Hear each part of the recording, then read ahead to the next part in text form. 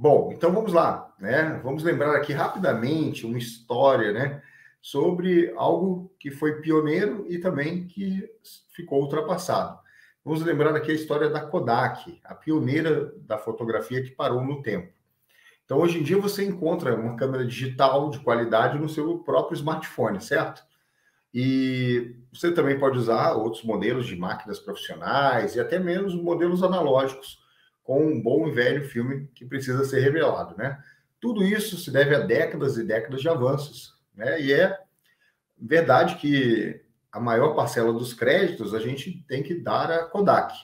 E essa marca já passou dos 100 anos, foi uma empresa que ajudou a popularizar a fotografia para amadores, diminuindo o tamanho das câmeras, ampliando, né, a capacidade de gravar imagens, né, de ampliar essas imagens que eram exibidas após os cliques, né? E ainda ela revolucionou o meio digital, né? Afinal, foi ela que inventou a primeira câmera digital, só que se esqueceu de embarcar no mundo digital.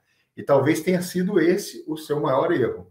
Então, por isso aqui vale a atenção dos médicos, que a gente também está vivendo uma revolução da digitalização. Então, fique de olho na telemedicina para não acabar, né, sendo kodakizado, né? Então, é importante a gente estar vendo, né, esses movimentos, utilizando as ferramentas corretas para que a gente não fique de fora dessa evolução e uma revolução da medicina. Então, primeiro, né, é possível fazer o exame físico na telemedicina? Essa é uma pergunta que eu recebo todo dia, né? Todo mundo, quando fala de telemedicina, quer saber do exame físico, tá? Então, é sim possível você fazer, né? Aqui, então, vão 3 informações sobre o exame físico na telemedicina que os médicos precisam saber sobre o tema. Que existe uma telepropedêutica, né, chamada telepropedêutica médica, e ela precisa ser estudada.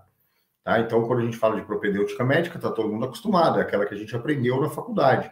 E a telepropedêutica, ela não foi ensinada na faculdade, mas já está começando a ser discutida, né, nas cadeiras das faculdades. Algumas faculdades já estão abrindo turmas e cadeiras, né, de telemedicina.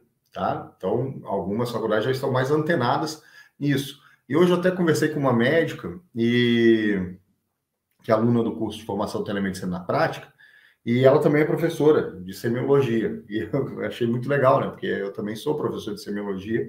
E a gente estava falando sobre isso, de já começar a falar sobre a telemedicina dentro da semiologia médica. Então, o que é isso que a gente está fazendo? Falando sobre telepropedêutica.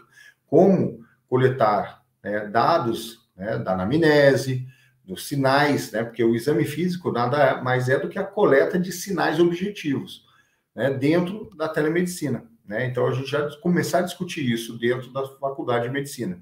Aliás, para os alunos que estão na faculdade de medicina hoje e os jovens médicos, a questão de utilizar a telemedicina, utilizar ferramentas de interação à distância com o paciente, através de um aplicativo, notebook, smartphone, para eles é uma coisa muito natural.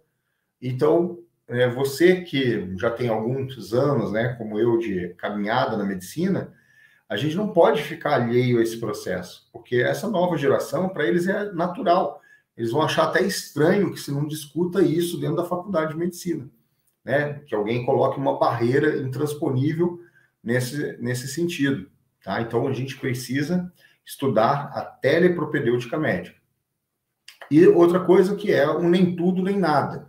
Nem tudo é possível fazer por telemedicina e, porém, também você também não precisa proibir a telemedicina porque não é possível fazer tudo por telemedicina. Porque, afinal, até mesmo no presencial, muita coisa você, às vezes, pode ficar necessitando de outros recursos, por exemplo, como um exame complementar, né? Então, nem tudo é possível fazer por telemedicina, porém, muito do exame físico, boa parte dele, principalmente as questões relacionadas a algo que você pode visualizar, você pode utilizar uma boa câmera, uma videochamada, e também com a ajuda de equipamentos, cada vez mais a gente vai ter equipamentos para fazer o exame físico, aplicativos também para o exame físico, e também a ajuda do paciente ou o seu acompanhante dentro da própria consulta, porque você pode orientar a coleta desses sinais. e também a teleinterconsulta médica, onde um médico está presencialmente com o paciente e o outro está à distância acompanhando essa consulta. Então, veja que a gente não pode impedir o uso da telemedicina por essas questões de limitação. Afinal de contas, a telemedicina é acesso do paciente ao médico, ao serviço de saúde. Se for necessário, se você está fazendo uma teleconsulta e você identifica que há uma necessidade do exame físico ou de um ponto ou parte do exame físico que é imperioso, vai precisar, você vai indicar que o paciente ou vá no seu consultório presencialmente, ou se é uma distância muito longa, né, muito longe, você vai indicar que ele procure um atendimento na cidade dele. Você vai fazer um relatório sobre o seu atendimento, sobre a anamnese, e vai fazer essa indicação, ok? Então, isso daí é importante, a gente saber das limitações, assim como também você que é de uma especialidade, às vezes identifica um problema de saúde que não é algo que você maneje, com frequência você também não encaminha, é a mesma coisa. Só que aí, no caso, é porque faltou um ponto do exame físico que você viu que era fundamental para melhor elucidação diagnóstica. Mas uma boa anamnese já vai te ajudar a orientar o paciente, verificar algumas questões que possa ser mais necessário já fazer um exame complementar, ou até mesmo instituir um tratamento até ele passar num atendimento presencial, por exemplo.